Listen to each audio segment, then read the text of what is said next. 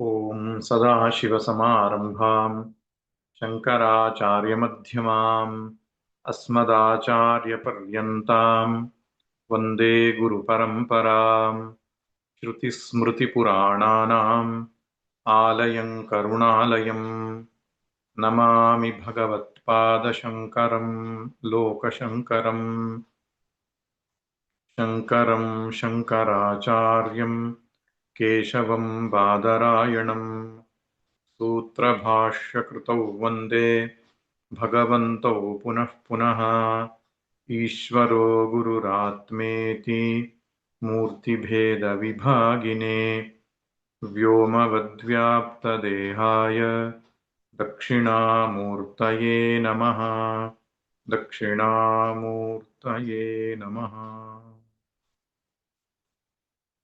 ವಸುದೇವಸುತಂ ದೇವಂ ಕಂಸಚಾನೂರಮರ್ದನಂ ದೇವಕೀ ಪರಮಾನಂದಂ ಕೃಷ್ಣಂ ವಂದೇ ಜಗದ್ಗುರುಂ ಕೃಷ್ಣಂ ವಂದೇ ಜಗದ್ಗುರುಂ. ಸ್ವಲ್ಪ ತಾಂತ್ರಿಕ ಸಮಸ್ಯೆಯಿಂದಾಗಿ ತರಗತಿ ಆರಂಭವಾಗಿದ್ದು ಸ್ವಲ್ಪ ತಡವಾಯಿತು. ನಿನ್ನೆ ದಿನ ನಾವು ಸಕಾಮ ಭಕ್ತರು ಮತ್ತು ನಿಷ್ಕಾಮ ಭಕ್ತರು ಎಂಬ ವಿಷಯದ ಪೀಠಿಕೆಯನ್ನು ನೋಡಿದ್ದೆವು. 20ನೇ ಶ್ಲೋಕದಿಂದ ಆರಂಭ ಮಾಡಿ 29ನೇ ಶ್ಲೋಕದ ತನಕ 10 ಶ್ಲೋಕಗಳಲ್ಲಿ ಈ ಎರಡು ರೀತಿಯ ಭಕ್ತರ ತುಲನಾತ್ಮಕವಾದ ಒಂದು ಚಿಂತನೆಯನ್ನ ಭಗವಂತ ನಮ್ಮ ಮುಂದಿಡ್ತಾನೆ. ಯಾವುದನ್ನು ಆಯ್ದುಕೊಳ್ಳಬೇಕು ಅದು ನಮಗೆ ಬಿಟ್ಟಿದ್ದು. ಯಥೇಚ್ಛಸಿ ತಥಾಕುರು, ನಾವು ಎಲ್ಲಿದ್ದೇವೋ ಅಲ್ಲಿಂದ ಆರಂಭ ಮಾಡಬೇಕು. ಆದ್ದರಿಂದ ಸಕಾಮ ಭಕ್ತರನ್ನ ನಿಕೃಷ್ಟರೆಂದು ಅವನು ಪರಿಗಣಿಸುವುದಿಲ್ಲ. ಆದರೆ ನಿಷ್ಕಾಮ ಭಕ್ತಿ ಶ್ರೇಷ್ಠವೆಂಬುದಾಗಿ ಹೇಳ್ತಾನೆ. ಯಾಕೆ ಅದನ್ನು ನಿಂದನೆ ಮಾಡುವುದಿಲ್ಲ ಅಂತ ಹೇಳಿದ್ರೆ, ಅದು ಒಂದು ಹಂತ. ಅದನ್ನು ಕೂಡ ಮನುಷ್ಯ ದಾಟಿ ಬರಬೇಕಾಗ್ತದೆ. ಶ್ರುತಿಗಳಲ್ಲಿ ಉಪನಿಷತ್ತುಗಳಲ್ಲಿ ಎಲ್ಲಾದ್ರೂ ನಿಂದನೆಯ ರೀತಿಯ ಮಾತುಗಳನ್ನ ಕೇಳಿಸಿಕೊಂಡ್ರೆ ಅದರ ಅರ್ಥ ಅದು ವ್ಯರ್ಥ ಅಂತ ಅಲ್ಲ. ಕರ್ಮಕಾಂಡಗಳು ಅದು ಜ್ಞಾನವನ್ನು ಹೊಗಳಲಿಕ್ಕೆ ಬಂದಿದ್ದು ಎಂಬುದಾಗಿ ತಿಳಿದುಕೊಳ್ಳಬೇಕು. ಇಲ್ಲದಿದ್ರೆ ವೇದವನ್ನು ಸೃಷ್ಟಿ ಮಾಡಿದ ಭಗವಂತ ಸಕಾಮ ಕರ್ಮಗಳನ್ನ ವೇದಗಳಲ್ಲಿ ಯಾಕೆ ಹೇಳ್ತಿದ್ದ? ಅದು ಒಂದು ಹಂತ.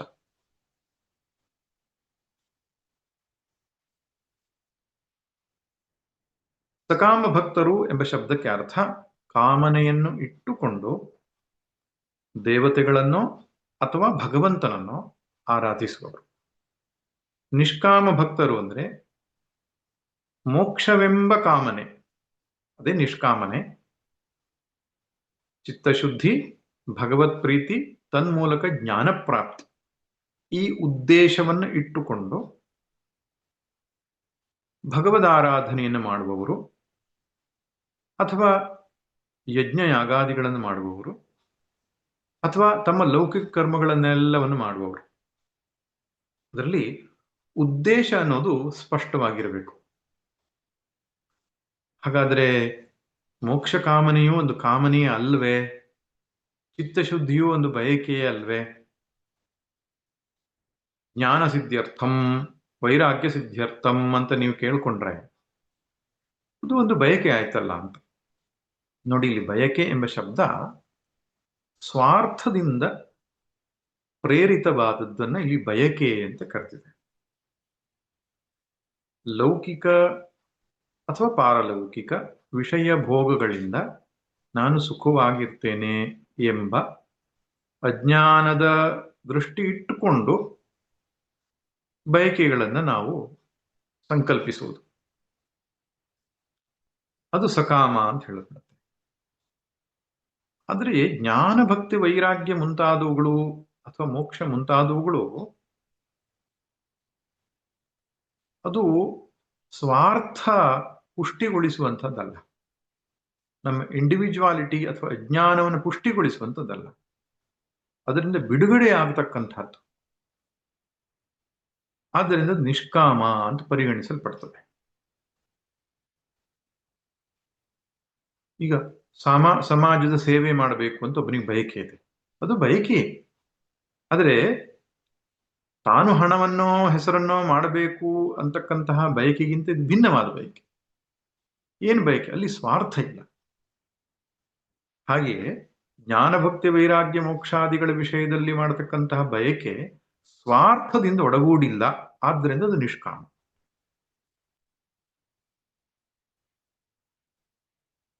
ಇಲ್ಲಿ ಸಕಾಮ ಭಕ್ತರು ಅಂತ ಹೇಳಿದಾಗ ಭಗವಂತನನ್ನ ಗುರಿಯಾಗಿಟ್ಟುಕೊಂಡವರಲ್ಲ, ಭಗವಂತನನ್ನ ಮಾಧ್ಯಮವಾಗಿಟ್ಟುಕೊಂಡವರು. ಅವರಿಗೆ ಲೌಕಿಕ ಸುಖಭೋಗಗಳೇ ಗುರಿಯಾಗಿರ್ತವೆ. ನಿಷ್ಕಾಮರು ಅಂತ ಹೇಳಿದ್ರೆ ಧಾರ್ಮಿಕ ಮತ್ತು ಲೌಕಿಕ ಎಲ್ಲ ಆಚರಣೆಗಳು ಕೂಡ ಮಾಧ್ಯಮವಾಗ್ತದೆ, ಅವರಿಗೆ ಭಗವಂತನೇ ಗುರಿಯಾಗ್ತದೆ. ಈಗ ನಾವು ಶ್ಲೋಕಗಳನ್ನು ನೋಡೋಣ. ನಿನ್ನೆ ನಾವು ಶ್ಲೋಕ ಪಠಣ ಮಾಡಿದ್ದೆವು, ಅದರ ಅರ್ಥವನ್ನು ನೋಡೋಣ. ಅದರ ಅನ್ವಯ ಅರ್ಥ ಹೀಗಿದೆ: ತ್ರೈವಿದ್ಯಾ ಸೋಮಪಾಹ ಪೂತಪಾಪಾಹ ಯಜ್ಞೈ ಮಾಂ ಇಷ್ಟ್ವಾ ಸ್ವರ್ಗತಿಂ ಪ್ರಾರ್ಥಯಂತೆ.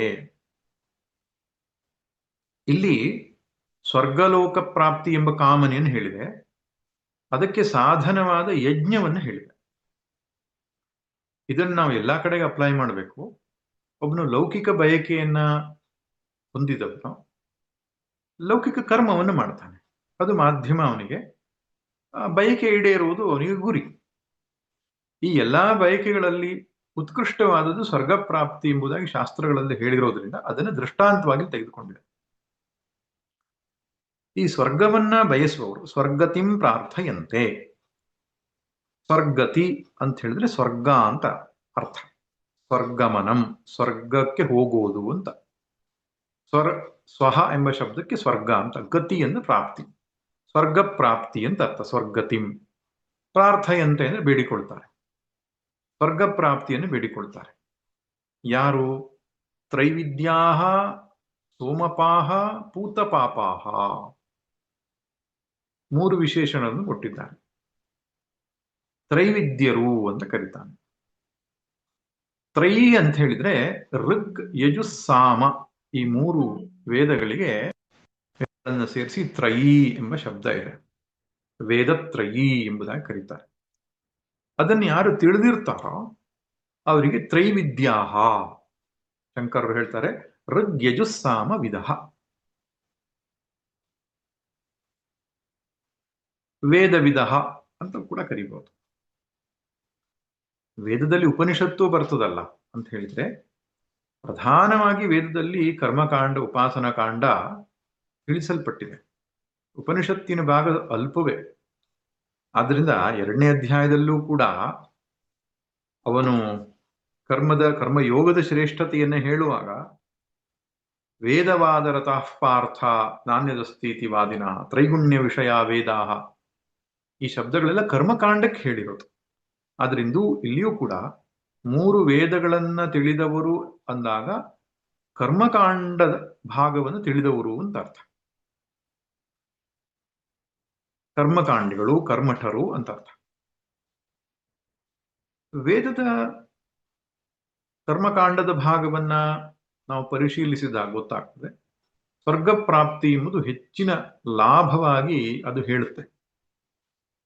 ಅದೇ ಯಜ್ಞಗಳನ್ನ ಫಲಾಸಕ್ತಿಯನ್ನು ಬಿಟ್ಟು ಮಾಡಿದಾಗ ಅದು ಮೋಕ್ಷಕ್ಕೆ ಸಾಧನವಾಗ್ತದೆ. ಅದು ಗುರುಮುಖಿಯನ್ನು ತಿಳಿದುಕೊಳ್ಳಬೇಕಾದ ವಿಷಯ. ಸಾಧಾರಣವಾಗಿ ನೋಡಿದಾಗ ವೇದದ ಕರ್ಮಕಾಂಡಗಳು ಸ್ವರ್ಗ ಪ್ರತಿಪಾದನೆಯನ್ನು ಮಾಡ್ತಾ ಇವೆ ಅಂತ ಕಾಣಿಸುತ್ತೆ. ಮತ್ತೆ ಲೌಕಿಕ ಮತ್ತು ಪಾರಲೌಕಿಕ ಇಷ್ಟಪ್ರಾಪ್ತಿ ಅನಿಷ್ಟ ನಿವೃತ್ತಿ ಇದೇ ಅದರ ಮುಖ್ಯ ಗುರಿ ಎಂಬುದಾಗಿ ಕಾಣಿಸುತ್ತೆ. ಆದ್ದರಿಂದ ಇಲ್ಲಿ ತ್ರೈವಿದ್ಯಾಹ ಎಂಬ ಶಬ್ದಕ್ಕರ್ಥ 3 ವೇದಗಳಲ್ಲಿರುವ ಕರ್ಮಕಾಂಡ ವಿಷಯವನ್ನು ಬಲ್ಲವರು, ಕರ್ಮಕಾಂಡಿಗಳು ಅಂತ ಅರ್ಥ.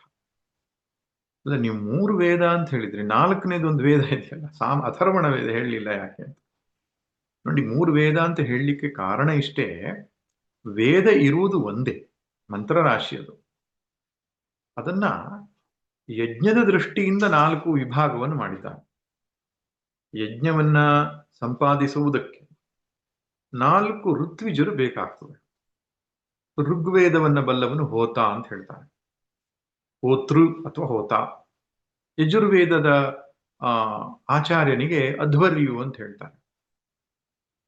ಹಾಗೆ ಸಾಮವೇದ, ಅಥರ್ವಣ ವೇದ, 4 ವೇದಗಳನ್ನ ಯಜ್ಞ ಸಂಪಾದನೆಗಾಗಿ ಇರತಕ್ಕಂಥ ವ್ಯವಸ್ಥೆ.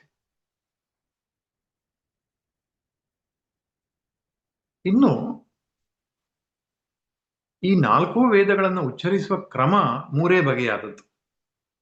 ಒಂದು ಪದ್ಯ ರೂಪದಲ್ಲಿ ಹೇಳುವಂಥದ್ದು, ಅದಕ್ಕೆ ನಿಯತ ಪಾದ ನಿಯತ ಅಕ್ಷರಗಳ ಒಳಗೊಂಡ ಮಂತ್ರಗಳು ಅಂತ ಕರೀತಾರೆ. ಅದು ರುಕ್ಕುಗಳು ಅಂತ ಹೇಳ್ತಾರೆ. ರುಕ್ಕುಗಳಂದ್ರೇನು? ನಿಯತ ಪಾದ ನಿಯತ ಅಕ್ಷರ ಅಂದ್ರೆ ನಿರ್ದಿಷ್ಟವಾದಂತಹ ಪಾದಗಳಿರ್ತವೆ, ನಿರ್ದಿಷ್ಟವಾದ ಅಕ್ಷರಗಳಿರ್ತವೆ, ಅಂತಹ ಮಂತ್ರಕ್ಕೆ ರುಕ್ಕುಗಳು ಅಂತ ಹೇಳ್ತಾರೆ. ಇದು ಯಜಸ್ಸು. ಅನಿಯತ ಪಾದಾಕ್ಷರಗಳೊಳಗೊಂಡ ಅದೊಂದು ಗದ್ಯದ ರೂಪದಲ್ಲಿ ಇರುತ್ತೆ. ನಿಶ್ಚಿತವಾದ ಪಾದಗಳಾಗ್ಲಿ ನಿಶ್ಚಿತವಾದ ಅಕ್ಷರಗಳಾಗ್ಲಿ ಅಲ್ಲಿ ಇರೋದಿಲ್ಲ. ಅದು ಯಜಸ್ಸು ಅಂತ ಹೇಳ್ತಾರೆ. ಇನ್ನೊಂದು ಋಂಗ್ಮಂತ್ರಗಳು ಅಥವಾ ಯಜಸ್ಸು. ಆ ಮಂತ್ರಗಳಿಗೆ ಸಾಮವನ್ನ ಹಾಕಿದಾಗ, ಸಪ್ತ ಸ್ವರಗಳಿಂದೊಡಗೂಡಿ ಅದನ್ನು ಹಾಡಿದಾಗ ಅದನ್ನು ಸಾಮ ಎಂಬುದಾಗಿ ಹೇಳ್ತಾರೆ. ಮಂತ್ರಗಳನ್ನು ಒಂದೋ ಪದ್ಯ ರೂಪದಲ್ಲಿ ಹೇಳ್ಬಹುದು, ಇಲ್ಲ ಗದ್ಯ ರೂಪದಲ್ಲಿ ಹೇಳ್ಬಹುದು, ಇಲ್ಲ ಹಾಡಿನ ರೂಪದಲ್ಲಿ ಹೇಳ್ಬಹುದು. 3 ಬಗೆಯಾಗಿ ಹೇಳುವಂತಹ ಮಂತ್ರರಾಶಿಗೆ ತ್ರಯಿ ಎಂಬ ಶಬ್ದ ಬಂದಿದೆ. ಈಗ ಅಥರ್ವಣ ವೇದದಲ್ಲಿರುವಂತಹ ಮಂತ್ರಗಳು ಯಾವುದು? ಅದು ರುಕ್ಕುಗಳೇ. ಅಲ್ಲಿಯೂ ನಿಯತ ಪಾದ ನಿಯತ ಅಕ್ಷರಗಳು ಒಳಗೊಂಡಂತಹ ಮಂತ್ರವೇ ಇದೆ. ಸಾಮವೇದದಲ್ಲಿಯೂ ಕೂಡ 75 ಮಂತ್ರಗಳಷ್ಟೇ ಬೇರೆ ಬೇರೆ ವೇದದ, ಮತ್ತೆಲ್ಲ ಮಂತ್ರಗಳು ಋಗ್ವೇದದ ಮಂತ್ರಗಳೇ. ಅದು ಗಾಯನ ಮಾಡತಕ್ಕಂತಹ ಒಂದು ಪದ್ಧತಿಯನ್ನ ಅಳವಡಿಸಲಾಗಿದೆ. ಹೀಗಿರೋದ್ರಿಂದ ವೇದವನ್ನ ಹೇಳುವ ಶೈಲಿಯನ್ನ ಅನುಸರಿಸಿ 3 ಎಂಬುದಾಗಿ ವಿಂಗಡಣೆ ಮಾಡಬಹುದು. ಅಥವಾ ಇನ್ನೊಂದು ದೃಷ್ಟಿ, ಯಜ್ಞಕ್ಕೆ ಪ್ರಧಾನವಾಗಿ ಉಪಯೋಗಿಸುವಂತಹ ಋಗ್ ಯಜು ಸಾಮ 3 ವೇದಗಳನ್ನ, ಅಥರ್ವಣ ವೇದವನ್ನ ಯಜ್ಞ ರಕ್ಷಣೆಯ ವ್ಯವಸ್ಥೆಯಲ್ಲಿ ಅದನ್ನ ಬಳಸಲಾಗತ್ತೆ ಹೊರತು ಯಜ್ಞದಲ್ಲಿ ದೇವತೆಗಳನ್ನ ಆಹ್ವಾನಿಸಿ ಅವರಿಗೆ ಆಹುತಿಯನ್ನು ಕೊಟ್ಟು ಸಂತೋಷಪಡಿಸಿ ಮಾಡುವಂಥದ್ದು ಪ್ರಧಾನವಾಗಿ 3. ಈ ದೃಷ್ಟಿಯಿಂದ ಹೇಳ್ಬೋದು. ಹಾಗೆ ಹೇಳಿದ್ರೆ ಹಾಗಾದ್ರೆ ಅಥರ್ವಣ ವೇದದಲ್ಲಿ ಯಜ್ಞ ಸಂಪಾದನೆಗೆ ಬೇಕಾದ ಮಂತ್ರಗಳಿಲ್ವೋ ಕೇಳಿದ್ರೆ ಇದೆ, ಅದರಲ್ಲೂ ಇದೆ, ಋಗ್ ಮಂತ್ರಗಳೇ ಇದೆ. ಹಾಗಿರೋದ್ರಿಂದ ನಾವು ಆ ದೃಷ್ಟಿಯನ್ನು ಇಟ್ಕೊಳ್ಳೋದಕ್ಕಿಂತ ಹೆಚ್ಚಿನದಾಗಿ ಗಾಯನ, ಪದ್ಯ, ಗದ್ಯ 3 ವಿಧದಲ್ಲಿ ವೇದವನ್ನು ಹೇಳೋದ್ರಿಂದ ತ್ರಯಿ ಎಂಬ ಶಬ್ದವನ್ನ ಹೇಳ್ತಾರೆ ಅಂತ ಇಟ್ಕೊಳ್ಳೋದು ಉತ್ತಮ. ಅಂತಹ ಕರ್ಮಕಾಂಡಿಗಳು ಸೋಮಪಾಹ ಪೂತಪಾಪಾಹ. ಅವರು ಸೋಮವನ್ನ ಕುಡಿಯುತ್ತಾರೆ. ಸೋಮಂ ಪಿಬತಿ ಇತಿ ಪಿಬಂತಿ, ಸೋಮಂ ಪಿಬಂತಿ ಇತಿ ಸೋಮಪಾಹ. ಸೋಮ ರಸವನ್ನ ಕುಡಿತಾರಂತೆ. ನೋಡಿ, ಅಗ್ನಿಷ್ಟೋಮ, ಸೋಮಯಾಗ ಅಂತ ಏನ್ ಕರೀತಾರೆ, ಸಪ್ತ ಸೋಮ ಸಂಸ್ಥೆಗಳು ಅಂತ ಇದೆ. ಆ ಸೋಮಯಾಗವನ್ನ ಮಾಡುವಾಗ 3 ಕಾಲದಲ್ಲಿಯೂ ಕೂಡ ಸೋಮ ಎನ್ನುವಂತಹ ಲತೆಯನ್ನ ತಂದು, ಬಳ್ಳಿ ಅಂತಂದು ಅದನ್ನು ಜಜ್ಜಿ ರಸವನ್ನ ತೆಗೆದು ಅದನ್ನ ಅಗ್ನಿಗೆ ಆಹುತಿಯನ್ನ ಕೊಡಬೇಕು. 3 ಹೊತ್ತು ಸವನ ಅಂತ ಹೇಳ್ತಾರೆ. ಪ್ರಾತಃ ಸವನ, ಮಾಧ್ಯಂದಿನ ಸವನ, ಸಾಯಂ ಸವನ. ಈ 3 ಹೊತ್ತು ಅಗ್ನಿಗೆ ಸೋಮರಸವನ್ನು ಕೊಟ್ಟು ಕೊನೆಗೆ ಪ್ರಸಾದ ರೂಪದಲ್ಲಿ ಯಜಮಾನನು ಸ್ವೀಕರಿಸಬೇಕಾಗ್ತದೆ. ಆ ರೀತಿ ಸೋಮ ರಸವನ್ನ ಯಾರು ಕುಡಿತಾರೋ, ಯಾಗಗಳಲ್ಲಿ ಅರ್ಪಣೆ ಮಾಡಿ ಯಾರು ಕುಡಿತಾರೋ ಅವರು ಸ್ವರ್ಗಲೋಕವನ್ನು ಪ್ರಾಪ್ತಿ ಮಾಡಿಕೊಳ್ತಾರೆ ಅಂತ. ಅಪಾಮ ಸೋಮ ಅಮೃತಾ ಬಭೂವ. ಸೋಮರಸವನ್ನು ಕುಡಿದು ಅಮೃತರಾಗೋಣ ಎನ್ನುವಂತಹ ಮಾತುಗಳೆಲ್ಲ ಬರುತ್ತೆ.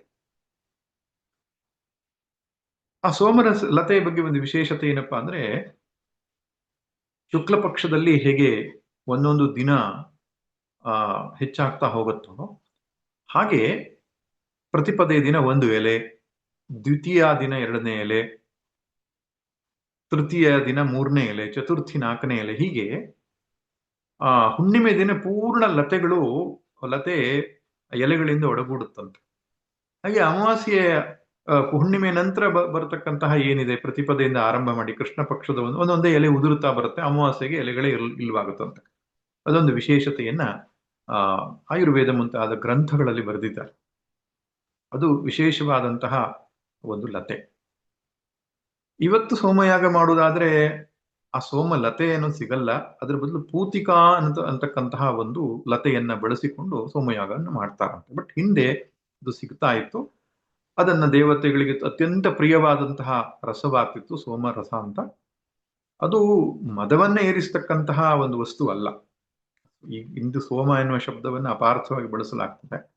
ಆದ್ರೆ ಉತ್ಸಾಹವರ್ಧಕವಾದಂತಹ ಒಂದು ಆಯುರ್ವೇದ ವಿಶೇಷವಾದಂತಹ ಲತೆ ಅದು.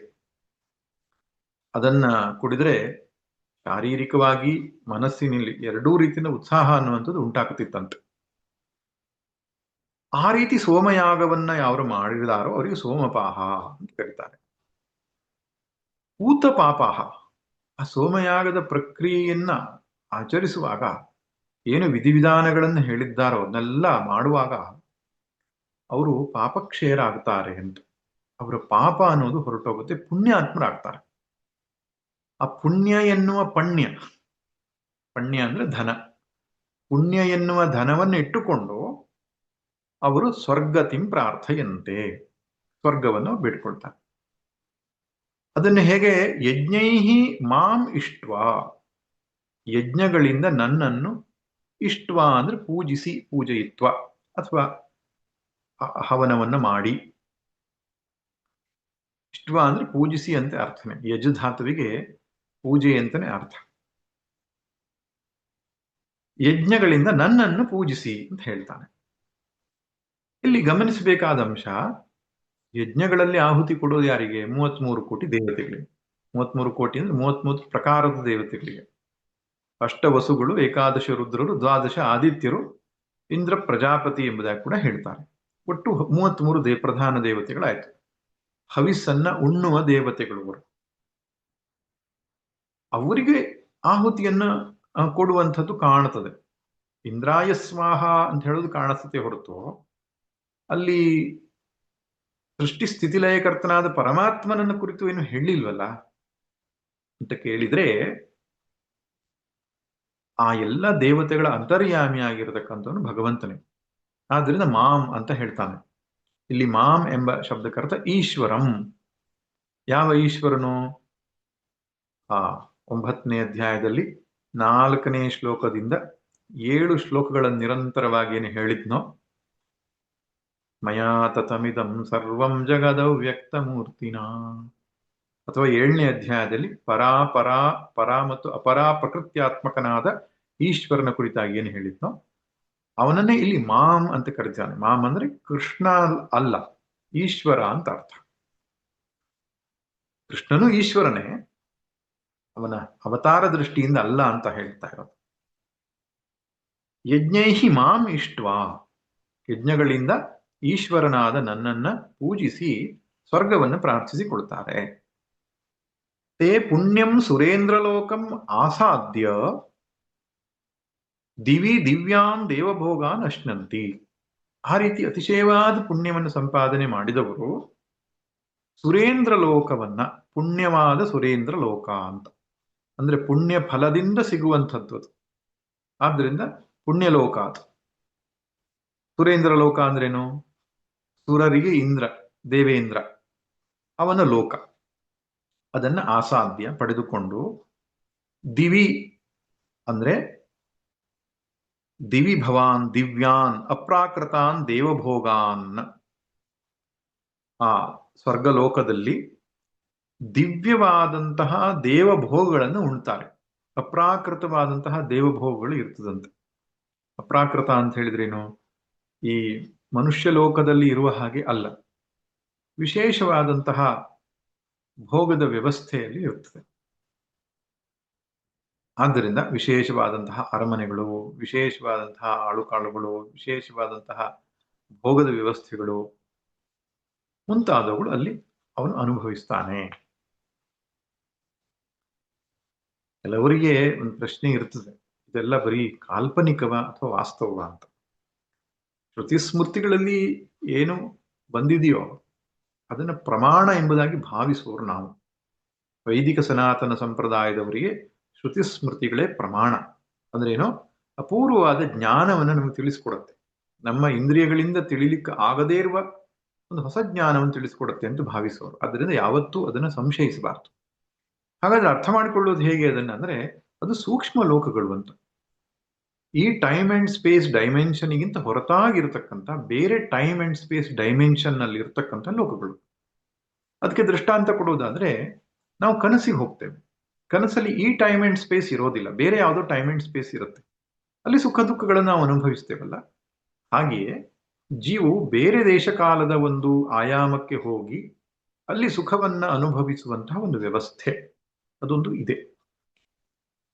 ಹಾಗೆ ಆದ್ಮೇಲೆ ಸುಖ ಎಷ್ಟು ಕಾಲ ಇರ್ತದೆ ಅವರಿಗೆ, ಸ್ವರ್ಗ ಸುಖ ಅಂತ ಕೇಳಿದ್ರೆ, ತೇ ವಿಶಾಲಂ ತ್ವಂ ಸ್ವರ್ಗಲೋಕಂ ಭುಕ್ತ್ವ ಕ್ಷೀಣೇ ಪುಣ್ಯೇ ಮರ್ತ್ಯಲೋಕಂ ವಿಶಂತಿ. ಆ ಏನು ದೇವಲೋಕವನ್ನ ಸೇರಿದಂತಹ ಪುಣ್ಯಾತ್ಮರಿದ್ದಾರೋ, ವಿಶಾಲವಾದಂತಹ ಸ್ವರ್ಗಲೋಕವನ್ನ ಅವರು ಅನುಭವಿಸ್ತಾರೆ. ತಮ್ಮ ಸ್ವರ್ಗಲೋಕಂ ಭುಕ್ತ, ಸ್ವರ್ಗಲೋಕವನ್ನು ಭೋಗಿಸೋದು ಅಂದ್ರೆ ಏನು, ಸ್ವರ್ಗಲೋಕದಲ್ಲಿರುವಂತಹ ಇಂದ್ರಿಯ ವಿಷಯಗಳನ್ನ ಭೋಗಿಸುವಂಥದ್ದು. ಅದು ವಿಶಾಲವಾಗಿದೆಯಂತೆ. ವಿಶಾಲ ಅಂದ್ರೇನು, ಅಲ್ಲಿ ನಮ್ಮ ಹಾಗೆ ಕಂಜೆಸ್ಟೆಡ್ ಇಲ್ಲ, ಎಲ್ಲಿಯೂ ಕೂಡ ಟ್ರಾಫಿಕ್ ಜಾಮ್ ಆಗೋಲ್ಲ. ಮನೆಗಳಿಂದ ಮನೆಗೆ ವಿಶಾಲವಾದಂತಹ ಜಾಗ ಇದೆ. ಆದ್ರಿಂದ ಕ್ರೌಡೆಡ್ ಅಂತ ಹೇಳ್ತಾರಲ್ಲ, ಜನಜಂಗುಳಿಯಿಂದ ಸೇರಿದಂತಹ ಜಾಗ ಅಲ್ಲ, ಅತ್ಯಂತ ಆರಾಮವಾಗಿರ್ತಕ್ಕಂಥ ಖುಷಿ ಖುಷಿಯಾಗಿರ್ತಕ್ಕಂತಹ ಜಾಗ. ಅಂತಹ ಸ್ವರ್ಗಲೋಕದಲ್ಲಿ ಸುಖವನ್ನ ಅನುಭವಿಸಿ ಪುಣ್ಯೇ ಕ್ಷೀಣೆ ಮರ್ತ್ಯಲೋಕಂ ವಿಶಂತಿ. ಪುಣ್ಯ ಕ್ಷೀಣವಾದ ಮೇಲೆ ಮರ್ತ್ಯಲೋಕದಲ್ಲಿ ಅವರು ಪ್ರವೇಶಿಸುತ್ತಾರೆ, ಮರ್ತ್ಯಲೋಕವನ್ನು ಪ್ರವೇಶಿಸ್ತಾರೆ.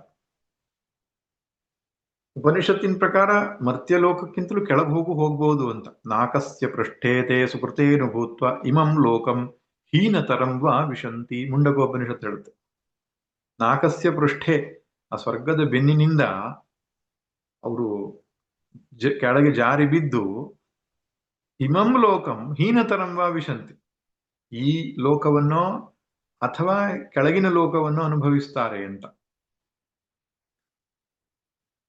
ಅಂದ್ರೆ ಮನುಷ್ಯರಾಗಿ ಹುಟ್ಟುವುದು ಅಥವಾ ಅಧೋ ಯೋನಿಯನ್ನು ಕೂಡ ಪಡಿಬಹುದು. ಪುಣ್ಯ ಅನ್ನುವಂತಹ ಒಂದು ಧನ ಬೇಕು ಅಲ್ಲಿ ಅಷ್ಟೇನೆ. ಹೇಗೆ ಕರೆನ್ಸಿ, ಒಂದೊಂದು ದೇಶದಲ್ಲಿ ಒಂದೊಂದು ಕರೆನ್ಸಿ ಇರ್ತದೋ, ಹಾಗೆ ಸ್ವರ್ಗಲೋಕಕ್ಕೆ ಹೋಗ್ಬೇಕಾದ್ರೆ ಬೇಕಾದ ಕರೆನ್ಸಿ ಯಾವ್ದಪ್ಪ ಅಂದ್ರೆ ಪುಣ್ಯ. ಅಲ್ಲಿ ಕರೆನ್ಸಿ ಖರ್ಚಾಯ್ತು ಅಂತ ಹೇಳಿದ್ರೆ ಬೇರೆ ಏನೋ ವ್ಯವಸ್ಥೆ ಇಲ್ಲ. ವಿದೇಶಿಗಳಲ್ಲಾದ್ರೂ ಬೇರೆ ಏನೇನಾದ್ರೂ ಉದ್ಯೋಗವೋ ಮತ್ತೊಂದೋ ಮಾಡಿಕೊಂಡು ಕರೆನ್ಸಿಯನ್ನ ಪಡ್ಕೋಬಹುದು. ಸ್ವರ್ಗಲೋಕದಲ್ಲಿ ಹೊಸ ಕರೆನ್ಸಿ ನಮ್ಗೆ ಪಡ್ಕೊಳ್ಳಿಕ್ ಆಗಲ್ಲ. ಎಷ್ಟು ದುಡ್ಡು ತಗೊಂಡು ಹೋಗಿದ್ದೇವೋ ಅದು ಖರ್ಚಾದ್ಮೇಲೆ ದುಡ್ಡು ಸಂಪಾದನೆ ಮಾಡಬೇಕು ಅಂದ್ರೆ ಇಲ್ಲಿಗೆ ಬರ್ಬೇಕು ನಾವು, ಮನುಷ್ಯ ಲೋಕಕ್ಕೆ. ಮನುಷ್ಯ ಲೋಕವನ್ನ ಅಥವಾ ಈ ಮರ್ತ್ಯ ಲೋಕವನ್ನ ಅದನ್ನ ಏನು ಕರ್ಮಭೂಮಿ ಎಂಬುದಾಗಿ ಕರೀತಾರೆ. ಕರ್ಮದಿಂದ ಪುಣ್ಯ ಸಂಪಾದನೆ ಮಾಡಿಕೊಳ್ಬೇಕು ಅಂದ್ರೆ ಈ ಭೂಲೋಕವೇ ಯೋಗ್ಯವಾದದ್ದು. ಸ್ವರ್ಗಲೋಕದಲ್ಲಿ ಹೊಸ ಪುಣ್ಯವನ್ನು ಸಂಪಾದನೆ ಮಾಡುವ ಮನೋವೃತ್ತಿಗಳೇ ಹುಟ್ಟೋದಿಲ್ಲ. ಯಾಕೆ, ಸುಖವಾಗಿರುತ್ತೇವಲ್ಲ. ಎಷ್ಟೋ ಜನ ಮಕ್ಕಳಿಗೆ, ಯುವಕರಿಗೆ ಧ್ಯಾನ ಮಾಡಿ, ಪೂಜೆ ಮಾಡಿ, ಜಪ ಮಾಡಿ, ದೇವರನ್ನ ಆರಾಧನೆ ಮಾಡ್ಲಿ ಮನ್ಸು ಬರಲ್ಲ. ಯಾಕೆ, ಆರಾಮಾಗಿದ್ದೇವಲ್ಲ, ಯಾಕೆ ಮಾಡ್ಬೇಕು ಅಂತ. ಯಾವಾಗ ಮದುವೆ ಆಗಿ ಸ್ವಲ್ಪ ದಿನ ಆಯ್ತು, ಭಗವದ್ಗೀತೆ ಪುಸ್ತಕ ಹಿಡ್ಕೊಂಡು ನಮ್ಮ ಸ್ವಾಮಿಗಳೊಬ್ರು ಬಹಳ ಚೆನ್ನಾಗಿ ಹೇಳ್ತಾ ಇದ್ರು, ನನ್ನ ಮಗ ಭಗವದ್ಗೀತೆ ಕಲ್ತಿದ್ದಾನೆ, ಆದ್ರೆ ಈ ಕಾಲೇಜಿಗೆ ಹೋಗ್ಲಿಕ್ಕೆ ಶುರು ಮಾಡಿದ್ಮೇಲೆ ಅದನ್ನ ಓದ್ತಾ ಇಲ್ಲ, ಅವನು ಅದ್ರ ಕಡೆಗೆ ಆಸಕ್ತಿ ತೋರಿಸ್ತಾ ಇಲ್ಲ. ಸ್ವಾಮಿಗಳು ಹೇಳ್ತೇವೆ, ಮದುವೆ ಆಗ್ಲಿ, ಸ್ವಲ್ಪ ದಿನ ಆದ್ಮೇಲೆ ಭಗವದ್ಗೀತೆ ಅರ್ಥ ನೋಡ್ಲಿಕ್ಕೆ ಶುರು ಮಾಡ್ತಾನೆ ಅವನು ಅಂತ ತಮಾಷೆಯಾಗಿ ಹೇಳ್ತಾ ಇದ್ರು. ಜೀವನದಲ್ಲಿ ಹೊಡೆತಗಳು ಬೀಳ್ಲಿಕ್ಕೆ ಶುರು ಆದ್ಮೇಲೆ ಎಲ್ಲ ಸತ್ಕರ್ಮ ದುಷ್ಕರ್ಮಗಳ ಚಿಂತನೆ ಶುರು ಆಗ್ತದೆ. ಅದರಿಂದ ಸ್ವರ್ಗಲೋಕದಲ್ಲಿ ಕರ್ಮದ ಬಗ್ಗೆ ಯೋಚನೆ ಮಾಡೋದಿಲ್ಲ ಅವರು. ಪುಣ್ಯ ಖಾಲಿಯಾದ ಮೇಲೆ ಮತ್ತೆ ಪುನಃ ಮನುಷ್ಯ ಜನ್ಮದಲ್ಲಿ ಪ್ರವೇಶಿಸ್ತಾರೆ. ಮರ್ತ್ಯಲೋಕಂ ವಿಶಂತಿ. ಏವಂ ತ್ರಯೀಧರ್ಮ ಮನುಪ್ರಪನ್ನಾಹ. ಈ ರೀತಿಯಾಗಿ ತ್ರಯೀಧರ್ಮ ಅಂದ್ರೇನು? ಕರ್ಮಕಾಂಡವನ್ನ, ವೇದದ ಕರ್ಮಕಾಂಡವನ್ನ ಅನುಪ್ರಪನ್ನಾಹ, ಅನುಸರಿಸುವವರು, ಕಾಮಕಾಮಾಹ ಗತಾಗತಂ ಲಭಂತೆ, ಅವರು ಕಾಮಕಾಮಿಗಳು ಅಂತ ಹೇಳ್ತಾನೆ. ಕಾಮಸ್ಯ ಕಾಮಿ ಅಂದ್ರೇನು? ಕಾಮಕಾಮಿ ಎನ್ನುವ ಶಬ್ದಕ್ಕೆ ಕಾಮಾನ್ ಕಾಮಯಂತೆ ಇತಿ ಕಾಮಕಾಮ. ಎರಡು ಕಾಮ ಕಾಮ ಇದೆ ಅಲ್ಲಿ. ಮೊದಲನೇ ಕಾಮ ಅಂದ್ರೆ ಭೋಗ ವಸ್ತುಗಳು ಅಂತ, ವಿಷಯ ವಸ್ತುಗಳು ಅಂತ. ಈ ಎರಡನೇ ಕಾಮ ಅಂದ್ರೆ ಬಯಸುವುದು, ಅಂದ್ರೆ ವಿಷಯ ವಸ್ತುಗಳನ್ನ ಬಯಸುವವರು, ವಿಷಯ ಸುಖವನ್ನ ಬಯಸುವವರು ಕಾಮಕಾಮ. ಅವರು ಗತಾಗತಂ ಲಭಂತೆ, ಹೋಗೋದು ಬರೋದು ಈ ರೀತಿಯಾಗಿರತಕ್ಕಂತಹ ವ್ಯವಸ್ಥೆಯನ್ನು ಪಡ್ಕೊಳ್ತಾರೆ. ಆವಾಗಮನ ಅಂತ ಹೇಳ್ತಾರೆ. ಮರ್ತ್ಯ ಲೋಕಕ್ಕೆ ಮತ್ತೆ ಬರ್ತಾರೆ, ಮತ್ತೆ ಒಂದಿಷ್ಟು ಪುಣ್ಯಗಳನ್ನು ಸಂಪಾದನೆ ಮಾಡ್ತಾರೆ, ಮತ್ತೆ ಸ್ವರ್ಗ ಲೋಕಕ್ಕೆ ಹೋಗ್ತಾರೆ, ಅಲ್ಲಿ ಅನುಭವಿಸಿ ಖರ್ಚು ಮಾಡಿಕೊಂಡು ಮತ್ತೆ ಬರ್ತಾರೆ, ಮತ್ತೆ ಸಂಪಾದನೆ ಮಾಡ್ಕೊಂಡು ಹೋಗ್ತಾರೆ. ಹೀಗೆ ಹೋಗೋದು ಬರೋದು ಅವ್ರ ಜೀವನ ಆಗಿ ಬಿಡ್ತದೆ. ಪುನರಪಿ ಜನನಂ ಪುನರಪಿ ಮರಣಂ ಪುನರಪಿ ಜನನಿ ಜಠರೆ ಶಯನಂ. ನತು ಸ್ವಾತಂತ್ರ್ಯಂ ಕ್ವಚಿತ್ ಲಭಂತೆ ಇತ್ಯರ್ಥ. ಅವರಿಗೆ ಸ್ವಾತಂತ್ರ್ಯ ಸಿಕ್ಕೋದಿಲ್ಲ. ಸ್ವಾತಂತ್ರ್ಯ ಅಂದ್ರೇನು? ಲಿಬರೇಷನ್, ಮೋಕ್ಷ ಅವ್ರಿಗೆ ಸಿಗೋಲ್ಲ. ಚಕ್ರದಲ್ಲಿ ಸುತ್ತಾನೇ ಇರಬೇಕಾಗ್ತದೆ. ಇದು ಸಕಾಮ ಕರ್ಮಿಗಳ ಗತಿಯಾಯಿತು. ಇದು ನೋಡಿ, ಇದು ಸ್ವರ್ಗದ ದೃಷ್ಟಾಂತ ಕೊಟ್ಟು ಹೇಳಿರೋದು ದೇವರು. ಲೌಕಿಕ ದೃಷ್ಟಾಂತದಲ್ಲಿಯೂ ಹಾಗೆ. ನಾವು ಎಲ್ಲಿಯ ತನಕ ಕರ್ಮ ಪ್ರಪಂಚವನ್ನು ಹಿಡಿದಿರ್ತೇವೋ ಅಲ್ಲಿ ತನಕ ತಿರುಗ್ತಾನೆ ಇರಬೇಕು. ನಮ್ಮ ಬಯಕೆಗಳು ಕೊನೆ ಆಗೋದೇ ಇಲ್ಲ ಅಂತ. ಬಯಕೆಗಳು ಹುಟ್ಟುಕೊಳ್ತವೆ, ಅದನ್ನು ಪೂರ್ತಿ ಮಾಡ್ಕೊಳ್ತೇವೆ, ಇನ್ನೊಂದು ಬಯಕೆ ಹುಟ್ಟುಕೊಳ್ಳುತ್ತೆ ಅಂತ, ಇದೇ ಜೀವನ ಆಗ್ತದೆ ಅಂತ. ಅದೊಂದು ಸ್ವಾಮಿಗಳೊಬ್ರು ತಮಾಷೆ ಆದ ಕಥೆ ಹೇಳ್ತಾರೆ. ಒಬ್ನು ಕಾಡಿಗೆ ಒಬ್ಬ ವ್ಯಕ್ತಿ ಹೋದ್ನಂತ, ಹುಲಿ ಅಟ್ಟಿಸ್ಕೊಂಡು ಬಂತಂತ. ಆ ಹುಲಿ ಬಾಲವನ್ನು ಹಿಡ್ಕೊಂಡ್ ಬಿಟ್ನಂತ. ಹುಲಿ ಬಾಲವನ್ನು ಹಿಡ್ಕೊಂಡ ತಕ್ಷಣ ಹುಲಿ ತಿರುಗ್ತು ಅವನನ್ನ ತಿನ್ಬೇಕು ಅಂತ. ಇವನು ಬಾಲ ಹಿಡ್ಕೊಂಡು ತಿರುಗ್ದ. ಇವನು ತಿರುಗ್ತಾ ಇದ್ದಾನೆ, ಹುಲಿನೂ ತಿರುಗ್ತಾ ಇದೆ. ಇವನಿಗೆ ಬಾಲ ಬಿಟ್ರೆ ಹುಲಿ ತಿನ್ನುತ್ತೆ, ಆದ್ರೆ ಇವನಿಗೆ ತಿರುಗ್ಲಿಕ್ಕೆ ಆಗ್ತಾ ಇಲ್ಲ, ಸುಸ್ತಾಗ್ಬಿಟ್ಟಿದ್ದಾನೆ. ಅಂಥ ಒಂದು ಪರಿಸ್ಥಿತಿ. ಬಾಲ ಬಿಟ್ರೆ ಹುಲಿ ತಿನ್ನುತ್ತೆ, ಬಾಲ ಹಿಡ್ಕೊಂಡು ತಿರ್ಗೋಣ ಅಂದ್ರೆ ಸುಸ್ತಾಗಿದೆ. ಪ್ರಪಂಚದಲ್ಲಿ ಹಾಗೆ ಆಗ್ತದೆ ನಮಗೆ. ಕರ್ಮ ಪ್ರಪಂಚ ಆಯಾಸವನ್ನು ಉಂಟು ಮಾಡ್ತದೆ, ಸ್ವಾತಂತ್ರ್ಯವನ್ನು ಕೊಡೋದಿಲ್ಲ, ಮನಃಶಾಂತಿ ಇರೋದಿಲ್ಲ. ಅದು ಬಿಟ್ರೆ ಬೇರೆ ನಮ್ಗೆ ಗತಿ ಇಲ್ಲ ಅಂತ ತಿಳ್ಕೊಳ್ತಾನೆ. ಅಜ್ಞಾನ ಇದು. ಸುಖಕ್ಕಾಗಿ, ಶಾಂತಿಗಾಗಿ, ಸುರಕ್ಷಿತತೆಗಾಗಿ ಪ್ರಪಂಚಕ್ಕೆ ಹೊರತಾಗಿ, ವಿಷಯ ಭೋಗಕ್ಕೆ ಹೊರತಾಗಿ ಇನ್ಯಾವ ಆಶ್ರಯವೂ ಇಲ್ಲ ಎಂಬುದಾಗಿ ತಪ್ಪು ತಿಳುವಳಿಕೆ ಅವನಿಗೆ ಉಂಟಾಗಿದೆ. ಆದರೆ ನಿಷ್ಕಾಮ ಭಕ್ತನಿಗೆ ಹಾಗಲ್ಲ. ಅವನಿಗೆ ಗೊತ್ತಿದೆ ಈ ವಿಷಯ ಭೋಗಗಳಿಗಿಂತ ಹೊರತಾಗಿರತಕ್ಕಂಥ ಒಂದು ಸುಖ ಶಾಂತಿ ಇದೆ. ಈ ಎಲ್ಲಾ ಲೋಕದ ಆವಾಗಮನವನ್ನ ಮೀರಿದಂತಹ ಒಂದು ಸ್ಥಾನ ಇದೆ. ಅದೇ ಆತ್ಮ, ಪರಬ್ರಹ್ಮ, ಚೈತನ್ಯ ಸ್ವರೂಪ ಅಂತ ಕರೆಯಲ್ಪಡುವಂತಹ ಪರಮಾತ್ಮ. ಅವನನ್ನ ನಾವು ಆಶ್ರಯಿಸಿದರೆ ಶಾಶ್ವತವಾದ ಸುಖ, ಶಾಂತಿ, ಸುರಕ್ಷಿತತೆ ನಮಗೆ ಉಂಟಾಗ್ತದೆ. ಅದು ಅತ್ಯಂತ ಸ್ವತಂತ್ರವಾದದ್ದು. ಅದು ಕರ್ಮವನ್ನ ಆಶ್ರಯಿಸಿರುವಂತಹದ್ದಲ್ಲ. ಅದು ಸ್ಥಿರವಾದದ್ದು, ನಿತ್ಯವಾದದ್ದು. ಈ ಎಲ್ಲ ವಿಷಯವನ್ನ ಅವನು ಗುರುಶಾಸ್ತ್ರಗಳ ಸಹಾಯದಿಂದ ತಿಳ್ಕೊಂಡಿರ್ತಾನೆ. ಆದ್ರಿಂದ ಅವನೇನ್ ಮಾಡ್ತಾನೆ? ಭಗವಂತನನ್ನ ಭಜಿಸ್ತಾನೆ. ಪ್ರಪಂಚದ ವಿಷಯಕ್ಕಾಗಲ್ಲ. ಯಾವುದಕ್ಕಾಗಿ? ಮೋಕ್ಷಕ್ಕಾಗಿ. ನೋಡಿ, ಮೋಕ್ಷ ಅಂತ ಹೇಳಿದ್ರು ಒಂದೇ, ಭಗವಂತ ಅಂತ ಹೇಳಿದ್ರು ಒಂದೇ. ಮೋಕ್ಷ ಬೇರೆಲ್ಲ, ಭಗವಂತ ಬೇರೆ ಅಲ್ಲ. ಮುಕ್ತಾನಾಂ ಪರಮಾ ಗತಿ. ಭಗವಂತ ಅಂತ ಹೇಳುವವನು ಮೋಕ್ಷದ ಸ್ಥಿತಿಯೇ ಅದು ಭಗವಂತ. ಆದ್ರಿಂದ ನಾನು ಮೋಕ್ಷಕ್ಕಾಗಿ ಹಂಬಲಿಸ್ತೇನೆ ಅಂತ ಹೇಳಿದ್ರು ಒಂದೇ, ಭಗವಂತನೇ ನನ್ನ ಜೀವನದ ಗುರಿ ಅಂತ ಹೇಳಿದ್ರು ಒಂದೇ. ಈ ನಿಷ್ಕಾಮ ಭಕ್ತನು ಏನ್ ಮಾಡ್ತಾನೆ?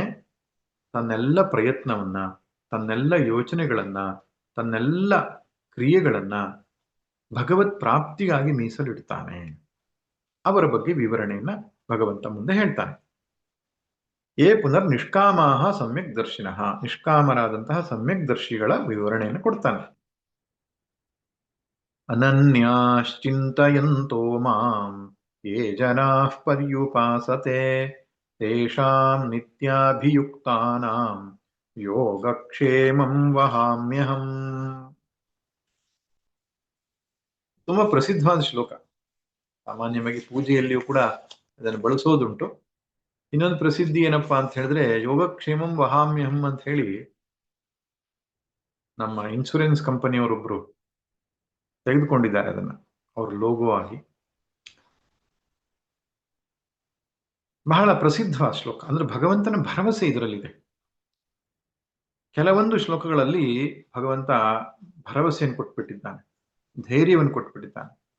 ಅದನ್ನು ಮತ್ತೆ ಮತ್ತೆ ನೆನಪಿಸಿಕೊಳ್ಳಬೇಕು. ಹಾಗೆ ನಮಗೊಂದು ಅದ್ಭುತ ಭರವಸೆ ಕೊಟ್ಟಿದ್ದಾನೆ ಭಗವಂತ. ಏನು? ಯೋಗಕ್ಷೇಮಂ ಅಹಂ ವಹಾಮಿ, ನಾನು ಯೋಗಕ್ಷೇಮ ನೋಡ್ಕೊಳ್ತೇನೆ ಅಂತ. ಇದ್ಯಾಕೆ ಬಂತು ಅಂದ್ರೆ, ಈಗ ನಿಷ್ಕಾಮ ಭಕ್ತರು ಅಂತ ಹೇಳಿದ್ರೆ ಏನೂ ಬಯಸುವವರಲ್ಲ, ಲೌಕಿಕವಾದ ಕಾಮನೆಗಳೇನೇನೂ ಇಲ್ಲ. ಹಾಗಾದ್ರೆ ಅವ್ರ ಜೀವನ ನಡೆಯೋದು ಹೇಗೆ? ಅವ್ರ ಬದುಕು ಬೇಸಿಕ್ ನೀಡ್ಸ್ ಅಂತ ಹೇಳ್ತೇವಲ್ಲ, ಅದಾದ್ರೂ ಬೇಕಲ್ಲ. ಅನ್ನ ಬೇಕು, ಆಹಾರ ಬೇಕು, ಒಂದು ಸೂರು ಬೇಕು, ಒಂದು ಬಟ್ಟೆ ಬೇಕು, ಮತ್ತೊಂದು ಮಗದೊಂದು ಬೇಕು, ಔಷಧಿಗಳು ಬೇಕು. ಬದುಕಿನ ಅಗತ್ಯತೆಗಳು ಅಂತ ಒಂದಿಷ್ಟು ಇರ್ತದೆ. ಅದನ್ನ ಕೊಡುವವರು ಯಾರು? ಅದಕ್ಕೆ ವ್ಯವಸ್ಥೆ ಹೇಗೆ? ಭಗವಂತ ಹೇಳ್ತಾನೆ, ನಾನು ಕೊಡುತ್ತೇನೆ. ಯೋಗ ಮತ್ತು ಕ್ಷೇಮ ಅಂತ ಎರಡು ಶಬ್ದ ಇದೆ. ನಾವು ಪತ್ರದಲ್ಲೆಲ್ಲ ಬರಲಿಕ್ಕಿತ್ತು, ಹಿಂದೆ ಪತ್ರ ಬರೆಯೋ ಕಾಲದಲ್ಲಿ ಯೋಗಕ್ಷೇಮವನ್ನ ವಿಚಾರಿಸುತ್ತೇನೆ, ನಾನು ಕ್ಷೇಮವಾಗಿದ್ದೇನೆ, ಈ ಶಬ್ದಗಳೆಲ್ಲ ಇತ್ತು. ಈಗ ಆ ವ್ಯವಸ್ಥೆ ಇಲ್ಲ. ತಗೊಳ್ಳಿ, ಯೋಗಕ್ಷೇಮ ಎಂಬ ಶಬ್ದಕ್ಕೆ ಅರ್ಥ ಯೋಗ ಅಪ್ರಾಪ್ತಸ್ಯ ಪ್ರಾಪಣಂ ಯೋಗ, ಪ್ರಾಪ್ತಸ್ಯ ರಕ್ಷಣಂ ಕ್ಷೇಮ. ನನ್ನ ಹತ್ರ ಇಲ್ಲದ ವಸ್ತುವನ್ನ, ಅಗತ್ಯವಾದ ವಸ್ತುವನ್ನ ಪಡೆದುಕೊಳ್ಳುವುದು ಯೋಗ. ಈಗಾಗಲೇ ಇದ್ದಿರುವ ವಸ್ತುವನ್ನ ರಕ್ಷಣೆ ಮಾಡುವುದು ಕ್ಷೇಮ. ಆದ್ದರಿಂದ ಗೃಹಸ್ಥನಾಗ್ಲಿ ಅಥವಾ ಸನ್ಯಾಸಿ ಆಗ್ಲಿ, ಅವನು ಈಗಾಗಲೇ ಹೊಂದಿರತಕ್ಕಂತಹ ಒಂದಿಷ್ಟು ವಸ್ತುಗಳನ್ನ ರಕ್ಷಣೆ ಮಾಡಿಕೊಳ್ಬೇಕಾಗ್ತದೆ, ಅಥವಾ ಅಗತ್ಯವಾದ ವಸ್ತುವನ್ನ ತಾನು ಪಡೆದುಕೊಳ್ಬೇಕಾಗ್ತದೆ. ಅದೇ ಹೋರಾಟಕ್ಕೋಸ್ಕರನೇ ಒಬ್ಬ ಸಕಾಮ ಕರ್ಮಿ ಆದವನು ದಿನಪೂರ್ತಿ ಶ್ರಮಿಸೋದು, ಹಗಲು ರಾತ್ರಿ ಕೆಲಸ ಮಾಡೋದು, ದುಡ್ಡು ಸಂಪಾದನೆ ಮಾಡೋದು, ಮತ್ತೊಂದು ಮಗದೊಂದು, ಯಾತಕ್ಕಾಗಿ? ಯೋಗಕ್ಷೇಮಕ್ಕಾಗಿ ಅಷ್ಟೇ. ಇರೋದನ್ನು ಕಾಪಾಡಿಕೊಳ್ಬೇಕು, ಹಾಳಾಗ್ಲಿಕ್ಕೆ ಬಿಡಬಾರ್ದು. ಮನೆ ಕಟ್ಟಿದಾನೆ ಪಾಪ, ಚೆನ್ನಾಗಿದೆ ಮನೆ, ಆವಾಗ ಅವಾಗ ಧೂಳು ಒರೆಸ್ತಾ ಇರಬೇಕು, ಆವಾಗ ಅದನ್ನು ಶುಚಿ ಮಾಡಕ್ಕೆ ಅದು ರಕ್ಷಣೆ ಆಗಬೇಕು. ಮತ್ತೆ ವಸ್ತುಗಳೆಲ್ಲ ಏನು ಕಳೆದು ಹೋದ್ರೆ ಅಥವಾ ಏನು ಖಾಲಿ ಆದ್ರೆ ಹೊಸದಾಗಿ ತಂದುಕೊಳ್ಬೇಕು, ಅಗತ್ಯ ಇರುವ ವಸ್ತುಗಳನ್ನು ತಂದುಕೊಳ್ಬೇಕು. ಅದು ಯೋಗ. ಈ ಯೋಗಕ್ಷೇಮದ ಪ್ರಯತ್ನಕ್ಕೆ ಹಗಲಿರುಳು ದುಡಿತಾ ಇರ್ತಾನೆ ಮನುಷ್ಯ. ಈಗ ನಿಷ್ಕಾಮನಾಗಿ ಭಗವಂತನನ್ನ ಭಜಿಸ್ತಾ ಇದ್ದರೆ ಆ ಯೋಗಕ್ಷೇಮದ ವ್ಯವಸ್ಥೆ ಮಾಡಿಕೊಳ್ಳೋದು ಯಾರು? ನೋಡಿ, ನಿಷ್ಕಾಮನಾಗಿ ಅಷ್ಟೇ ಅಲ್ಲ, ಅನನ್ಯವಾಗಿ ಭಜಿಸುವಂಥದ್ದು. ಎಲ್ಲಾ ಕಾಲಗಳಲ್ಲಿಯೂ ಭಗವಂತನನ್ನೇ ಆಶ್ರಯಿಸಿ ತನ್ನ ಜೀವನವನ್ನು ನಡೆಸ್ತಕ್ಕಂಥದ್ದು. ಅಂಥವನಿಗೆ ಯೋಗಕ್ಷೇಮದ ಬಗ್ಗೆ ಯೋಚನೆ ಮಾಡ್ಲಿಕ್ಕೆ ಪುರ್ಸೊತ್ತಿಲ್ಲ. ಯಾಕಂದ್ರೆ ಯೋಗಕ್ಷೇಮದ ಬಗ್ಗೆ ಯೋಚನೆ ಮಾಡಿದ್ರೆ ಅನನ್ಯ ಭಜನೆ ಸಾಧ್ಯ ಇಲ್ಲ. ಯಾಕೆ ಹೇಳಿ? ಅದು ಕೊನೆ ಮೊದಲು ಇಲ್ಲದೆ ಇರುವಂತಹ ಯೋಗಕ್ಷೇಮದ ಪ್ರಪಂಚ, ಸಂಸಾರ ಪ್ರಪಂಚ ಅದು. ಯಾರಾದರೂ ಜಗತ್ನಲ್ಲಿ ನನ್ನ ಕೆಲಸ ಮುಗೀತು, ನನ್ನ ಜವಾಬ್ದಾರಿ ಮುಗೀತು, ನನ್ನ ರೆಸ್ಪಾನ್ಸಿಬಿಲಿಟಿ ಮುಗೀತು ಅಂತ ಹೇಳುವರಿದ್ದಾರೆ? ಇಲ್ಲ. ಕೃತಿ ಮಹೋದಧು ಪತನ ಕಾರಣಂ. ಅದ್ರ ಕೆಲಸ ಮುಗೀತು ಅಂತ ಆಗೋದೇ ಇಲ್ಲ ಅಂತ. ಮನೆ ಕಟ್ಟಬೇಕು ಅಂತಿದ್ರೆ ಮನೆ ಆಯ್ತು, ಮನೆ ಹೊರಗಡೆ ಒಂದು ಗಾರ್ಡನ್ ಇರ್ಬೇಕಿತ್ತು, ಇನ್ನೇನೋ ಇರ್ಬೇಕಿತ್ತು, ಮತ್ತೊಂದು ಇರ್ಬೇಕಿತ್ತು. ಆಗೋ ಆಸೆಗಳೆಲ್ಲ ಹುಟ್ಟುತ್ತಾನೆ ಇರ್ತದೆ. ಆದ್ದರಿಂದ ಒಬ್ಬ ವ್ಯಕ್ತಿ ಎಲ್ಲವೂ ಮುಗಿಸಿಕೊಂಡು ಅಧ್ಯಾತ್ಮಕ್ಕೆ ಪ್ರವೇಶ ಮಾಡ್ತೇನೆ ಅಂತ ಹೇಳಿದರೆ ಅದು ಆಗ ಹೋಗೋದು ಬದುಕು ಅಂತ ಹೇಳ್ತಾರೆ ನಮ್ ಕಡೆ. ಹಾಗಾದ್ರೆ ಏನು? ಎಲ್ಲ ಇರುವಾಗಲೇ ಮನಸ್ಸನ್ನ ಭಗವಂತನೆಡೆಗೆ ನಾವು ಕೊಂಡೊಯ್ಯಬೇಕು. ಹಾಗಾದ್ರೆ ಯೋಗಕ್ಷೇಮದ ಕೆಲಸ ಯಾರು ಮಾಡೋದು ಅಂದ್ರೆ ಭಗವಂತ ಭರವಸೆ ಕೊಟ್ಟಿದ್ದಾನೆ, ನಾನು ನೋಡ್ಕೊಳ್ತೇನೆ.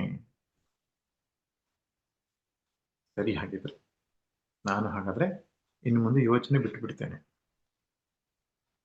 ಯೋಚನೆ ಬಿಟ್ಟು ಏನ್ ಮಾಡ್ಬೇಕು ಅಂತ ಹೇಳ್ತಾನೆ ಭಗವಂತ. ಪ್ರಪಂಚದ ಯೋಚನೆ ಬಿಟ್ಟು ಸುಮ್ಮನೆ ಕೂತ್ಕೊಳ್ಳೋದಲ್ಲ, ಆಲಸಿ ಆಗೋದಲ್ಲ. ಅನನ್ಯಾಹ ಚಿಂತಯಂತೋ ಮಾಂ, ಯೇ ಜನಾಹ ಮಾಂ ಅನನ್ಯಾಹ ಚಿಂತಯಂತಹ, ಯಾವ ಜನರು ಅನನ್ಯರಾಗಿ ನನ್ನನ್ನ ಉಪಾಸನೆ ಮಾಡುತ್ತಿರುವರೋ. ಮಾಂ ಅಂತ ಭಗವಂತ ಇಲ್ಲಿ ಬಳಸಿದ್ದಾನೆ. ಇದು ಎರಡು ದೃಷ್ಟಿಕೋನದಿಂದ ಅರ್ಥ ಮಾಡ್ಕೊಳ್ಬೇಕು. ಮಾಂ ಅಂತ ಹೇಳಿದಾಗ ನನ್ನನ್ನು ಅಂತ ಅರ್ಥ. ಇಲ್ಲಿ ಎರಡು ಇದೆ. ಈಶ್ವರ ನನ್ನನ್ನು ಅಂದ್ರೆ ಈಶ್ವರನನ್ನು. ಈಶ್ವರನು ಎರಡು ರೂಪನಾಗಿದ್ದಾನೆ. ಒಂದು ಸಗುಣನಾದಂತಹ ಪರಮಾತ್ಮ,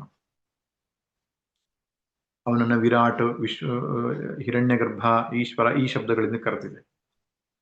ಸಗುಣ ಸಾಕಾರ ರೂಪ, ಅದೊಂದು ಈಶ್ವರನ ರೂಪ ಇದೆ. ಇನ್ನೊಂದು ನಿರ್ಗುಣ ನಿರಾಕಾರವಾದ ಆತ್ಮ.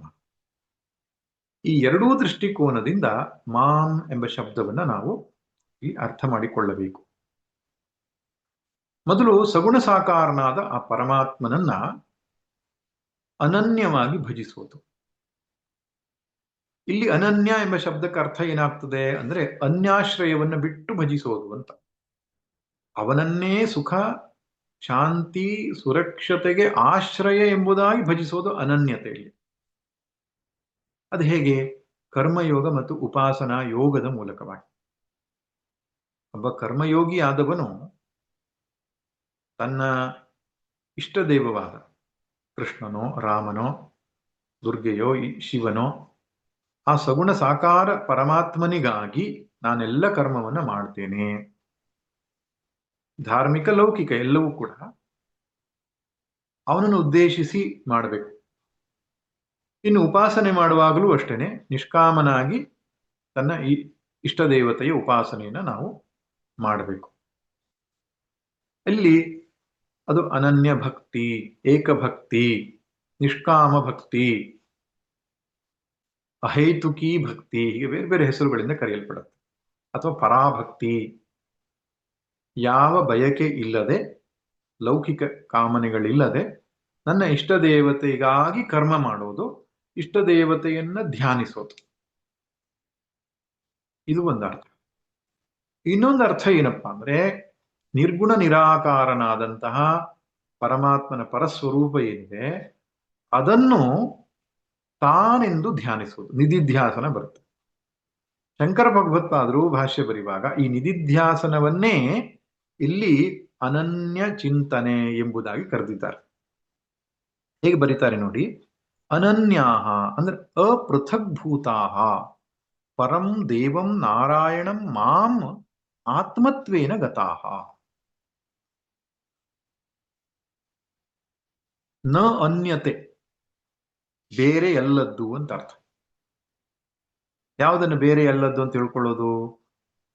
ಆ ಪರಮಾತ್ಮನು ನನಗಿಂತ ಬೇರೆ ಅಲ್ಲ ಅಂತ ತಿಳ್ಕೊಳ್ಳೋದೇ ಅನನ್ಯ ಅನ್ನೋ ಶಬ್ದಕ್ಕೆ ಅರ್ಥ. ಅಪೃಥಗ್ಭೂತಾಹ, ಪೃಥಕ್ ಅಂದ್ರೆ ಬೇರೆ, ಅಪೃಥಕ್ ಅಂದ್ರೆ ಬೇರೆ ಅಲ್ಲದ್ದು. ಯಾವುದು ಬೇರೆ ಅಲ್ಲ? ಪರಂ ದೇವಂ, ಶ್ರೇಷ್ಠವಾದ ದೇವರಾದ ಪರದೇವನಾದ, ನಾರಾಯಣಂ, ನಾರಾಯಣ ಅಂತ ಹೇಳಿದ್ರೇನು? ನಿರ್ಗುಣ ನಿರಾಕಾರ ಬ್ರಹ್ಮವಸ್ತು ಅಂತ ಅರ್ಥ. ವಾಸುದೇವ, ನಾರಾಯಣ ಎಂಬ ಶಬ್ದ ಕ್ಷೀರೋದನ್ವತ್ ಪ್ರದೇಶೆ ಎಂಬ ಸಗುಣದಲ್ಲಿಯೂ ಬಳಸಿದ್ದುಂಟು. ಅಂದ್ರೆ ಕ್ಷೀರಸಾಗರದಲ್ಲಿ ಶಯನನಾಗಿರುವನು ನಾರಾಯಣ ವಿಷ್ಣು ಎಂಬ ಶಬ್ದ. ಆದರೆ ಈ ಸಂದರ್ಭದಲ್ಲಿ ವಾಸುದೇವ, ಶಂಕರರು ಭಾಷ್ಯ ಬರೆಯುವಾಗ ನಾರಾಯಣ, ವಾಸುದೇವ ಮುಂತಾದ ಶಬ್ದವು ನಿರ್ಗುಣ ನಿರಾಕಾರವಾದ ಪರಬ್ರಹ್ಮನಿಗೆ ಕರೆದಿದ್ದಾರೆ. ಯಾಕಂದ್ರೆ ಅಪೃಥಗ್ಭೂತವಾಗಿರೋದು ಅದೊಂದೇ ಅಲ್ವೇ. ನಿರ್ಗುಣ ನಿರಾಕಾರವಾದ ಪರಮಾತ್ಮನ ಮಾತ್ರ ಜೀವಾತ್ಮನಿಗೆ ಅಭಿನ್ನನಾಗಿರ್ತಾನೆ ಹೊರತು ಸಗುಣ ಸಾಕಾರತ್ವ ಬಂದಾಗ ಉಪಾಸ್ಯ ಉಪಾಸಕ ಸಂಬಂಧ ಬಂದು ಭೇದ ಉಂಟಾಗಿಬಿಡುತ್ತದೆ. ನಾರಾಯಣ ಎಂಬ ಶಬ್ದಕ್ಕೆ ಇಲ್ಲಿ ಅರ್ಥ ನರಾಣಾಂ ಅಯನಂ ನಾರಾಯಣಂ. ನರಾಣಾಂ ಅಂದ್ರೆ ಮನುಷ್ಯರು, ಜೀವರಾಶಿಗಳು. ಅಯನಂ ಅಂದ್ರೆ ಆಶ್ರಯ ಅಂತ ಅರ್ಥ. ಈ ಮನುಷ್ಯರಿಗೆಲ್ಲ ಪರಮ ಆಶ್ರಯ ಯಾವುದು? ಯದ್ ಗತ್ವಾ ನ ನಿವರ್ತಂತೆ ತದ್ಧಾಮ ಪರಮಮ್ಮ ತದ್ ವಿಷ್ಣೋ ಪರಮಂ ಪದಂ.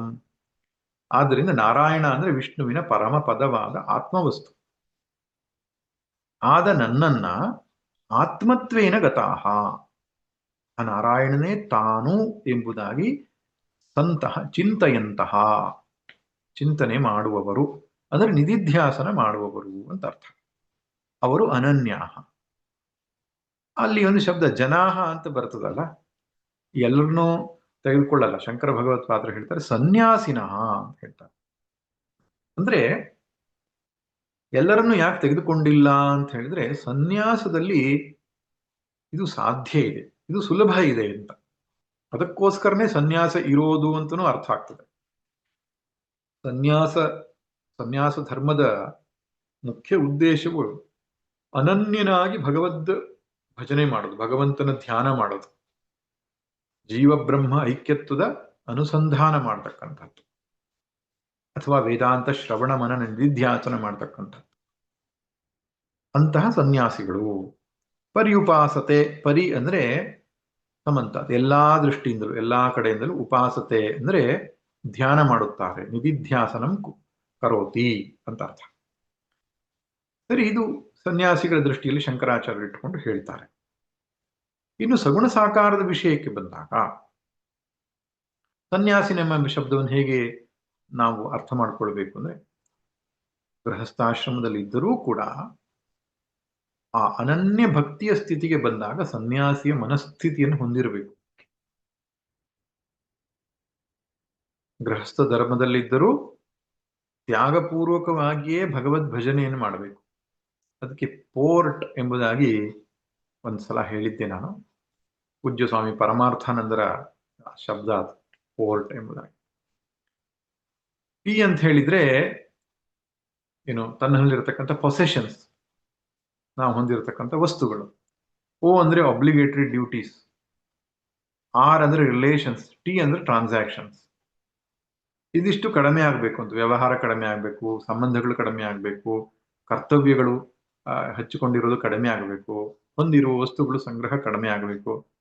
ಈ ರೀತಿಯಾದ ಬದುಕು ಗೃಹಸ್ಥನಿದ್ದರೂ ಕೂಡ ಸನ್ಯಾಸಿಯೇ ಎಂಬುದಾಗಿ ಪರಿಗಣಿಸಲ್ಪಡುತ್ತೆ. ಆ ರೀತಿ ಇದ್ದಂಥವರು ಪರಮಾರ್ಥದರ್ಶಿನಾಂ, ಪರಮಾರ್ಥವನ್ನ ಚಿತ್ತದಲ್ಲಿ ಇಟ್ಟುಕೊಂಡು ಪರಮಾರ್ಥದರ್ಶಿಗಳಾದವರು, ನಿತ್ಯ ಅಭಿಯುಕ್ತಾನಾಂ, ಸತತ ಅಭಿಯೋಗಿನಾಂ ಅಂದ್ರೆ ಸಮತ್ವ ಬುದ್ಧಿ ಇರ್ತದೆ ಅಂಥವರಿಗೆ.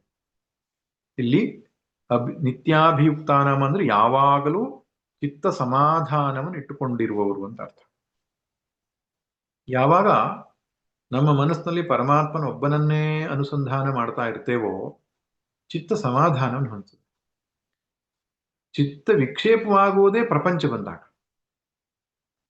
ಅದಕ್ಕೆ ಎಷ್ಟೋ ಜನ ಕೇಳ್ತಾರೆ, ನನ್ನ ಮನಸ್ಸು ಯಾಕೆ ನಿಲ್ಲೋದಿಲ್ಲ ಪರಮಾತ್ಮನಲ್ಲಿ, ಏಕಾಗ್ರತೆ ಯಾಕಿಲ್ಲ ಅಂದ್ರೆ ಹಚ್ಕೊಂಡಿರೋದು ಜಾಸ್ತಿ ಇದೆ ಅಂತ ಹೇಳ್ಬೇಕಾಗತ್ತೆ.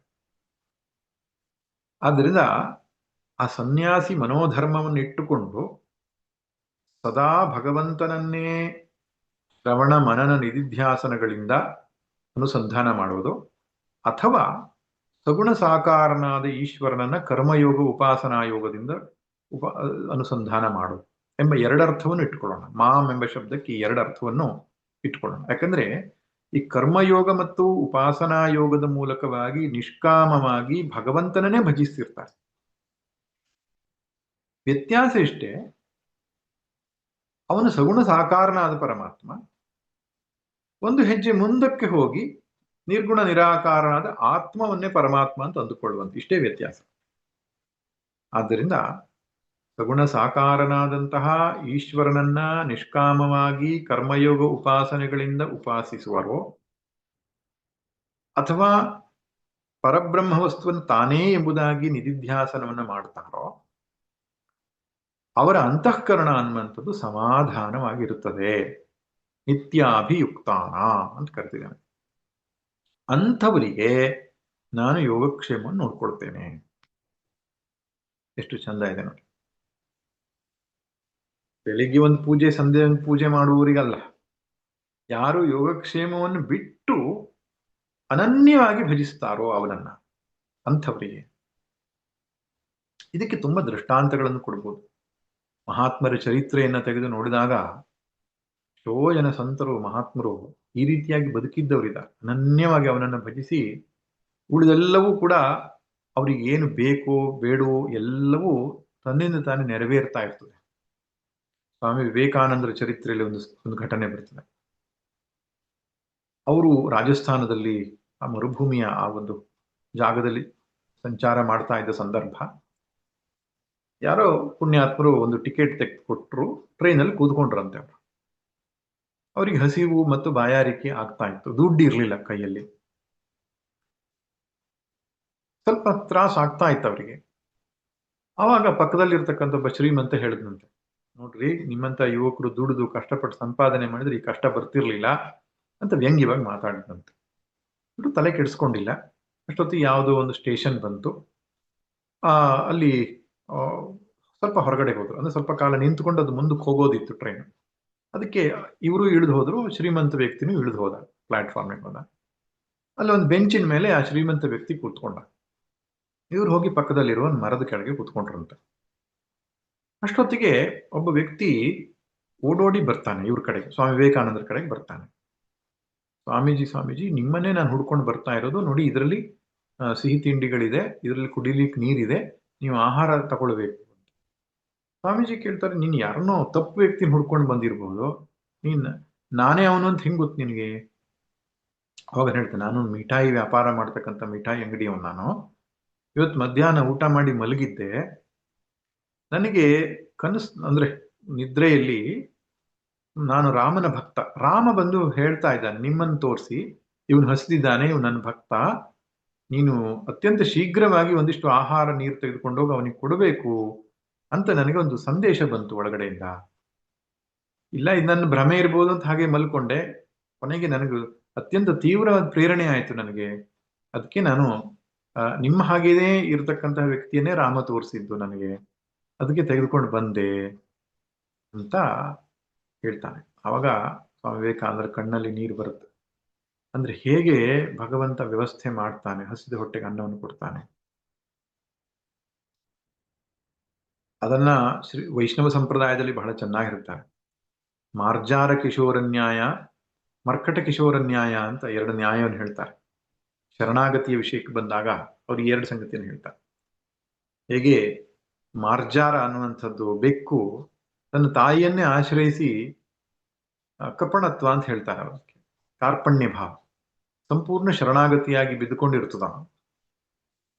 ಆಗ ತಾಯಿಯ ಜವಾಬ್ದಾರಿ ಅದು, ಮಗುವಿಗೆ ಆಹಾರವನ್ನ ಒದಗಿಸುವುದು ತಾಯಿಯ ಜವಾಬ್ದಾರಿ. ನಾವು ಪಕ್ಷಿಗಳನ್ನು ಎಲ್ಲ ನೋಡ್ತೇವೆ, ಗೂಡಿನಲ್ಲಿ ಇರ್ತಕ್ಕಂಥ ಪಕ್ಷಿಗಳು ತಾಯಿಗೆ ಅನನ್ಯ ಶರಣಾಗಿ ಬಿಟ್ಟಿರ್ತವೆ. ಅವು ತಾಯಿ ಜವಾಬ್ದಾರಿ ತಗೊಳ್ತಾಳೆ ಆಹಾರವನ್ನು ಕೊಡ್ತಕ್ಕಂಥದ್ದು. ಹಾಗೆ ಕಲ್ಲಿನಲ್ಲಿ ಹುಟ್ಟಿ ಕೂಗುವ ಕಪ್ಪೆಗೆ ಅಲ್ಲಲ್ಲೇ ಆಹಾರವನ್ನಿಟ್ಟವರು ಯಾರೋ, ಚಿಂತೆಯೇ ತಕೋ ಮನುಜ ಭ್ರಾಂತಿಯೇ ತಕೋ. ಎಲ್ಲ ಸಂತ ಮಹಾತ್ಮರು ಇದನ್ನ ಹಾಡಿ ಅವರ ಅನುಭವದಲ್ಲಿ ಬಂದಂತಹ ಮಾತು. ಅದೊಂದು ವ್ಯವಸ್ಥೆ, ನಮ್ಮ ಸಾಮಾನ್ಯ ಬುದ್ಧಿಗೆ ಗೋಚರ ಆಗುವಂಥದ್ದಲ್ಲ. ಯಾವಾಗ ನಾವು ಇಂಡಿವಿಜುವಾಲಿಟಿಯನ್ನ, ಅಹಂಕಾರವನ್ನ, ರಾಗದ್ವೇಷಗಳನ್ನು ಇಟ್ಟುಕೊಂಡು ಬದುಕುತ್ತೇವೋ, ಆ ಸಮಷ್ಟಿ ಪ್ರಜ್ಞೆಯಿಂದ ನಾವು ದೂರವಾಗಿರ್ತೇವೆ. ಸಮಷ್ಟಿ ಪ್ರಜ್ಞೆ ಅಂದ್ರೆ ಯಾವುದು? ಪರಮಾತ್ಮ ತತ್ವ, ಇಡೀ ಸೃಷ್ಟಿಯನ್ನೇ ತಾನು ಅಂತ ಅಂದುಕೊಂಡಂತಹ ತತ್ವ. ನಮ್ಮ ಅಹಂಕಾರ ಮಮಕಾರದಿಂದಾಗಿ, ರಾಗದ್ವೇಷಗಳಿಂದಾಗಿ ಅದರಿಂದ ನಾವು ದೂರ ಸರಿದಿರ್ತೇವೆ. ಯಾವಾಗ ನಮ್ಮ ಚಿತ್ತ ಪ್ರಶಾಂತವಾಗುತ್ತೋ, ಚಿತ್ತ ಶುದ್ಧವಾಗುತ್ತೋ, ಮನಸ್ಸು ಆ ಸಮಷ್ಟಿ ಪ್ರಜ್ಞೆಯೊಟ್ಟಿಗೆ ಒಂದಾಗ್ತದೋ, ಯೂನಿವರ್ಸಲ್ ಇಂಟಲೆಕ್ಟ್ ಅಂತ ಕರೆಯೋಣ, ಯೂನಿವರ್ಸಲ್ ಕಾನ್ಶಿಯಸ್ನೆಸ್ ಅಂತ ಬೇಕಾದ್ರೂ ಕರೆಯೋಣ, ಅದರೊಟ್ಟಿಗೆ ನಮ್ಮ ಅಂತಃಕರಣ ಒಂದಾಗ್ತದೋ, ತನ್ನತನವನ್ನು ಕಳೆದುಕೊಳ್ತದೋ, ಆವಾಗ ಆ ಸಮಷ್ಟಿ ಪ್ರಜ್ಞೆಯೇ, ಸಮಷ್ಟಿ ಶಕ್ತಿಯೇ ಇದರ ರಕ್ಷಣೆಗೆ ಮುಂದಾಗ್ತದೆ. ಇದು ಅದ್ಭುತವಾದಂತಹ ಒಂದು ಸತ್ಯ. ಸಾಮಾನ್ಯ ರೂಪದಲ್ಲಿ ಸಂಸಾರಿ ವೇಷದಲ್ಲಿ ಸ್ವಾಮಿ ನಿನ್ನೆಡೆಗೆ ಬರಬಹುದು ವರ ನೀಡಿ, ಮಹಿಮೆ ಕಾಂಬೊಡ ನಿನಗೆ ಸಂಸ್ಕಾರವಿರಬೇಕು, ತಾಮಸಿಗೆ ವರವೆಲ್ಲಿ ಮಂಕುತಿಮ್ಮ. ನಾನೇ ರಕ್ಷಣೆ ಮಾಡ್ಕೊಳ್ಬೇಕು, ನಾನೇ ನನ್ನನ್ನು ಕಾಪಾಡ್ಕೊಳ್ಬೇಕು ಅಂತ ಎಲ್ಲಿ ತನಕ ಇರ್ತದೋ ನಾವು ಹೋರಾಡಲೇಬೇಕು, ಅನಿವಾರ್ಯ. ಯಾವಾಗ ನಮ್ಮ ಅಂತಃಕರಣ ಅತ್ಯಂತ ಪ್ರಶಾಂತವಾಗಿ ಆ ಪರಮಾತ್ಮ ಪ್ರಜ್ಞೆಯಲ್ಲಿ ಒಂದಾಗ್ತದೋ, ಈ ಶರೀರದ ಯೋಗಕ್ಷೇಮಕ್ಕೆ ಏನು ಅವಶ್ಯಕತೆ ಇದೆಯೋ ಅದು ಪ್ರೊವೈಡ್ ಮಾಡುತ್ತೆ, ಅದು ಒದಗಿಸಿಕೊಡುತ್ತೆ. ಹೇಗೋ ಗೊತ್ತಿಲ್ಲ. ಯಾವುದೋ ವ್ಯಕ್ತಿಯ ಮೂಲಕವೋ, ಯಾವುದೋ ಸನ್ನಿವೇಶದ ಮೂಲಕವೋ, ಯಾವುದೋ ಘಟನೆಯ ಮೂಲಕವೋ ಅದು ಜರುಗ್ತದೆ. ಅದು ನಮ್ಮೆಲ್ಲರ ಅನುಭವದಲ್ಲೂ ಇದೆ. ಪ್ರತಿಯೊಬ್ಬರಿಗೂ ಇಂತಹ ಅನುಭವಗಳಾಗ್ತಾನೆ ಇರುತ್ತೆ. ಅಂದ್ರೆ ಆ ಸಂದರ್ಭದಲ್ಲಿ ನಮ್ಮ ಅನನ್ಯ ಶರಣಾಗತಿ ಇರುತ್ತೆ. ಅನನ್ಯ ಶರಣಾಗತಿ ಆದ ತಕ್ಷಣ ಮ್ಯಾಜಿಕ್ ವಿಲ್ ಹ್ಯಾಪನ್. ನಮಗೆ ಅದು ಯಾವಾಗಲೂ ಒಮ್ಮೆ ಆಗ್ತದೆ. ಅತ್ಯಂತ ಕಷ್ಟ ಬಂದಾಗ ದೇವರ ಮುಂದೆ ಮಂಡಿಯೂರಿ ಕುಳಿತುಕೊಂಡು ಸೆರೆಗೊಡ್ಡಿ ಬೇಡ್ಕೊಳ್ತಾ, ಅನ್ಯಥಾ ಶರಣಂ ನಾಸ್ತಿ ತ್ವಮೇವ ಶರಣಂ ಮಮ ಅಂತ ಹೇಳ್ಕೊಂಡು ಅವನಿಗೆ ನಾವು ಶರಣಾಗಿ ಬಿಡ್ತೇವೋ, ಆ ಕ್ಷಣ ಆ ವಿಶ್ವ ಚೈತನ್ಯದೊಟ್ಟಿಗೆ ನಮ್ಮ ಅಂತಃಕರಣ ಆದಾಗ ಅಲ್ಲಿಂದ ಸಹಾಯ ಹಸ್ತ ಬರ್ತದೆ. ಆ ಸಮಸ್ಯೆ ಅನ್ನೋದು ಪರಿಹಾರ ಆಗ್ತದೆ. ಅದ್ಭುತ ಪವಾಡ ಘಟಿಸ್ತದೆ. ನಾನು ನರ್ಮದಾ ಪರಿಕ್ರಮದ ಒಂದು ಸಂದರ್ಭದಲ್ಲಿದ್ದಾಗ, ನಾನು ಚಳಿಗಾಲದ ಸಂದರ್ಭದಲ್ಲಿ ದಪ್ಪನೆಯ ಒಂದು ಶಾಲನ್ನು ಹಾಕೊಂಡು ಹೋಗ್ತಾ ಇದ್ದೆ. ಚಳಿ ಮುಗೀತು, ಬೇಸಿಗೆ ಉಂಟಾಯಿತು ಅಂದ ತಕ್ಷಣ ಅದನ್ನ ಬೇರೆ ಯಾರಿಗೂ ಕೊಟ್ಟೆ ನಾನು. ಮತ್ತೆ ಚಳಿ ಆರಂಭವಾದಾಗ ಅದರ ಅವಶ್ಯಕತೆ ಇತ್ತು. ಅಂಥದ್ದೊಂದು ಇದ್ದರೆ ಈಗ ಉಪಯೋಗ ಬರ್ತಿತ್ತೇನೋ ಅಂತ ಮನಸ್ಸಲ್ಲಿ ಒಂದು ಯೋಚನೆ ಬಂತು ನನಗೆ. ಸರಿ, ಮುಂದೆ ನೋಡಿದ್ರೆ ಆಯ್ತು ಹೇಗೆ ಅಂತ ಅವತ್ತು ಆ ಕ್ಷಣ ಯೋಚನೆ ಮಾಡಿದೆ. ಅವತ್ತು ಮಧ್ಯಾಹ್ನ ನಾನು ಒಂದು ಆಶ್ರಮಕ್ಕೆ ಹೋಗಿದ್ದೆ ಭಿಕ್ಷೆಗೆ. ಅಲ್ಲಿ ಶಂಕರ ಪರಂಪರೆ ಒಬ್ಬರು ಯತಿಗಳು ಒಳಗಡೆಗಿದ್ರು. ಅವರು ನನ್ನ ಜೊತೆಗೆ ನೀನು ಭಿಕ್ಷೆ ಸ್ವೀಕರಿಸುವಂತ ಒಳಗಡೆ ಕರೆದ್ರು. ಅವರಿಗೆ ಬಂದಂತಹ ಭಿಕ್ಷೆಯಲ್ಲಿ ನನಗೂ ಕೂಡ ಕೊಟ್ಟರು. ನಾವಿಬ್ರು ಕೂಡ ತಗೊಂಡ ಮೇಲೆ ಅವರು ಅಂಥದ್ದೇ ಒಂದು ಶಾಲನ್ನ ನನಗೆ ಹೊದಿಸಿದ್ರು. ನೀವು ಇದನ್ನ ತಗೊಂಡು ಹೋಗ್ಬೇಕು, ನೀವು ಅದನ್ನ ಇಟ್ಕೊಳ್ಬೇಕು ಅಂತ. ನನಗೆ ಏನ್ ಹೇಳ್ಬೇಕು ಗೊತ್ತಾಗಿಲ್ಲ ಆವಾಗ. ಈ ಅನುಭವ ಸಾಮಾನ್ಯವಾದಂತಹ ಈ ಯಾತ್ರೆಗಳನ್ನ ಮಾಡುವಂತಹ ಸಂದರ್ಭದಲ್ಲಿ, ಬೇರೆ ಬೇರೆ ಶರಣಾಗತಿಯ ಸಂದರ್ಭದಲ್ಲಿ ಪ್ರತಿಯೊಬ್ಬರಿಗೂ ಉಂಟಾಗಿರ್ತದೆ. ಅದನ್ನೇ ಗಟ್ಟಿಯಾಗಿ ಇಟ್ಕೊಳ್ಬೇಕು ನಾವು. ಜಗತ್ತನ್ನ ಕಾಯುವಂತಹ ಕೈಗಳು ಬೇರೆ ಇದೆ. ನಾವು ಶರಣಾದರೆ ಅದು ಕೆಲಸ ಮಾಡುತ್ತೆ. ಆದ್ದರಿಂದ ಸಗುಣ ಸ್ವರೂಪಿಯಾದ ಪರಮಾತ್ಮನೋ ಅಥವಾ ನಿರ್ಗುಣ ಸ್ವರೂಪಿಯಾದ ಪರಮಾತ್ಮ ಅನನ್ಯವಾದಂತಹ ಭಾವದಿಂದ ನಾವು ಭಜಿಸಿದರೆ ಯೋಗಕ್ಷೇಮವನ್ನ ಅದು ನೋಡಿಕೊಳ್ಳುತ್ತೆ ಎನ್ನುವಂಥದ್ದು ಈ ಶ್ಲೋಕದ ಅರ್ಥ. ಇನ್ನು ಮುಂದಿನ ಶ್ಲೋಕಗಳಿವೆ. ಅನ್ಯ ದೇವತಾ ಭಕ್ತಿ ವಿಷಯವಾಗಿ ಭಗವಂತ ಮಾತಾಡ್ತಾನೆ. ಅಂದ್ರೆ ಬೇರೆ ಬೇರೆ ದೇವತೆಗಳನ್ನ ಆರಾಧನೆ ಮಾಡುವವರ ಕಥೆ ಹೇಗೆ. ನಾನು ಅನ್ಯಾಪಿ ದೇವತಾ ತ್ವಮೇವ ಚೇತ ತದ್ಭಕ್ತಾಶ್ಚ ತ್ವಾಮೇವ ಯಜಂತೆ. ಬೇರೆ ದೇವತೆಗಳು ಕೂಡ ಭಕ್ತರು ಕೂಡ ನಿನ್ನನ್ನೇ ತಾನೇ ಭಜಿಸುವಂಥದ್ದು. ಹೀಗೆ ಒಂದು ಪ್ರಶ್ನೆಯನ್ನು ಇಟ್ಟುಕೊಂಡು ಮತ್ತೆ ಚರ್ಚೆ ಮಾಡ್ತಾರೆ. ಅದನ್ನು ನಾವು ಮುಂದಿನ ತಿಂಗಳ ಕೊನೆಯ ವಾರದಲ್ಲಿ ಚಿಂತನೆ ಮಾಡೋಣ. ಭಗವದ್ಗೀತೆ 9ನೇ ಅಧ್ಯಾಯವನ್ನ ಮುಗಿಸುವಂತಹ ಒಂದು ಪ್ರಯತ್ನ ಮಾಡುವ ಅಂತ, ಚಿಂತನೆಯನ್ನು ಮುಗಿಸುವ ಪ್ರಯತ್ನ ಯಥಾಶಕ್ತಿ ಮಾಡುವ ಅಂತ ಹೊರಟಿದ್ದು. ಆದರೆ ಆ ರೀತಿ ನಾವು ಗಡಿಬಿಡಿಯಿಂದ ಹೊರಟ್ರೆ ಸುಮ್ಮನೆ ಶ್ಲೋಕಗಳನ್ನು ನೋಡ್ಕೊಂಡು ಹೋದಾಗತ್ತೆ. ಅದರ ಅರ್ಥ ಚಿಂತನೆಯನ್ನ ಪೂರ್ಣವಾಗಿ ಮಾಡ್ಲಿಕ್ಕೆ ಆಗಲ್ಲ. ಆದ್ರಿಂದ ಮುಂದಿನ ತಿಂಗಳ ಕೊನೆಯ ವಾರದಲ್ಲಿ ಇಲ್ಲಿಂದ ಆರಂಭ ಮಾಡೋಣ. 9ನೇ ಅಧ್ಯಾಯದ 23ನೇ ಶ್ಲೋಕದಿಂದ ಆರಂಭ ಮಾಡಿ ಅದು ಮುಗಿದ ಮೇಲೆ ಮತ್ತೆ 10ನೇ ಅಧ್ಯಾಯವನ್ನು ಎಷ್ಟಾಗುತ್ತಷ್ಟು ನಾವು ನೋಡೋಣ ಅಂತ ಹೇಳ್ತಾ, ಈ ಸಪ್ತಾಹ ವಿಧಿಯಲ್ಲಿ ಚಿಂತನೆಗೆ ಸ್ಫೂರ್ತಿಯನ್ನು ನೀಡಿದ, ಭಾಗವಹಿಸಿದ ತಮಗೆಲ್ಲರಿಗೂ ಕೂಡ, ಹಾಗೂ ಈ ವ್ಯವಸ್ಥೆಯನ್ನ ನಮ್ಮ ಗುರು ಗಣೇಶ್ ಅವರು ಬೆಂಗಳೂರಿನಲ್ಲೇ ಇದ್ದುಕೊಂಡು ಈ ಕೆಲಸವನ್ನ ಮಾಡ್ತಾ ಇದ್ದಾರೆ. ಹಾಗೆ ಅವರಿಗೆ ವಿದ್ಯಾಶಂಕರ್ ಅವರು ಸಹಾಯ ಮಾಡ್ತಾ ಇದ್ದಾರೆ. ಈ ರೀತಿಯಾಗಿ ಇದೊಂದು ಯಜ್ಞ, ಜ್ಞಾನ ಯಜ್ಞ. ಇದರಲ್ಲಿ ಭಾಗವಹಿಸಿದ ಮತ್ತೆ ಈ ವ್ಯವಸ್ಥೆಯನ್ನ ಅಣಿ ಮಾಡಿದ ಎಲ್ಲರಿಗೂ ಕೂಡ ಗುರು ಪರಂಪರೆ, ಪರಮಾತ್ಮನ ಅನುಗ್ರಹ ಇರಲಿ ಅಂತ ಪ್ರಾರ್ಥನೆ ಮಾಡ್ತಾ ಮತ್ತೆ ಮುಂದಿನ ತಿಂಗಳ ಕೊನೆಯ ವಾರದಲ್ಲಿ ಗೀತಾ ಚಿಂತನೆಗೆ ಅಣಿಯಾಗುವ. ಸರ್ವೇ ಭವಂತು ಸುಖಿನಃ, ಸರ್ವೇ ಸಂತು ನಿರಾಮಯಾಃ, ಸರ್ವೇ ಭದ್ರಾಣಿ ಪಶ್ಯಂತು, ಮಾ ಕಶ್ಚಿತ್ ದುಃಖಭಾಗ್ ಭವೇತ್. ಓಂ ಶಾಂತಿ ಶಾಂತಿ ಶಾಂತಿ. ಹರಿ ಓಂ. ನಾರಾಯಣ ನಾರಾಯಣ ನಾರಾಯಣ.